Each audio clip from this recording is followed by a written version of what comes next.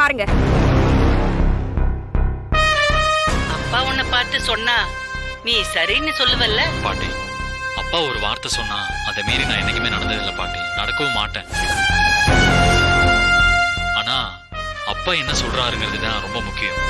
அப்ப சரி, சுந்தரம் கண்ணு முழிச்சதும் அவனே ஒரு முடிவு எடுக்கட்டும். எனக்கு என் பிள்ளைய பத்தி தெரியும்பா.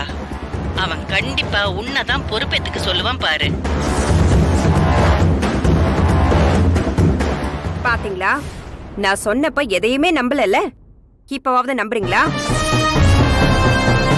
உங்க அம்மாவுக்கும் உங்க அண்ணனுக்கு அப்புறம் நீங்க அவரோட பொறுப்புக்கு வர்றது பிடிக்கல. அதனாலதான் கரிகாலன் கிட்ட போய் உனக்கு விருப்பம் இருக்கான்னு கேக்குறாங்க. அவனும் அதேதான் எதிர்பார்த்துட்டு இருக்கிற மாதிரி எனக்கு முழு சம்மதம்னு சொல்றான்.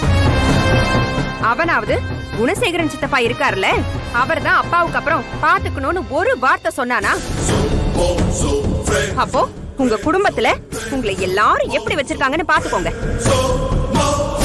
இங்க பாருங்க, இனிமேலாவது நீங்க கொஞ்சம் உஷாரா இருங்க. நீங்க நினைக்கிற மாதிரி இங்க யாரும் இல்ல, எல்லாருமே சுயநலவாதிகளா தான் இருக்காங்க. நீங்க மட்டும்தான் என் அண்ணன் குடும்பம், என் அண்ணன் போதும்னு எப்ப பார்த்தாலும் அவங்கள பத்தியே நினைச்சுக்கிட்டு இருக்கீங்க. அவங்க யாரும் உங்களை பத்தியோ உங்க குடும்பத்தை பத்தியோ யோசிக்கிறதே இல்ல. உங்க அண்ணன் கண்ணு முழிச்சதும் கரிகாலன் போய் நான் பொறுப்பை ஏத்துக்கிறேன்னு சொன்னா உங்க அண்ணன் என்ன சொல்லுவாருன்னு நினைக்கிறீங்க? பெத்த புள்ள கேட்டதும் சரின்னு தானே சொல்லுவாரு. நிச்சயமா அண்ணா அப்படி சொல்ல மாட்டாரு. அவர் எல்லாத்தையும் சரியா நடத்தணும்னு சொல்லுவாரு. அதனால கண்டிப்பா அண்ணன் என்ன கூப்பிட்டு என்னதான் எல்லாத்தையும் பாத்துக்கணும்னு சொல்லுவாரு. ஒருவேளை அப்படி சொல்லலன்னா உங்ககிட்ட தாங்க கேக்குறேன். அவர் அப்படி சொல்லலன்னா என்ன பண்ணுவீங்க? எனக்கு தெரியல,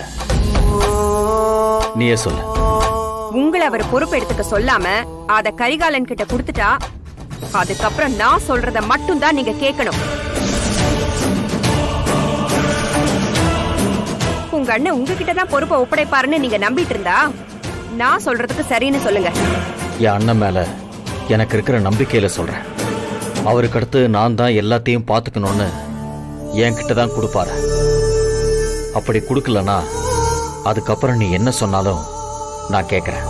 சும்மா இதை நீங்க வாயால சொன்னா மட்டும் பத்தாது. ஒரு நிமிஷம் இருங்க.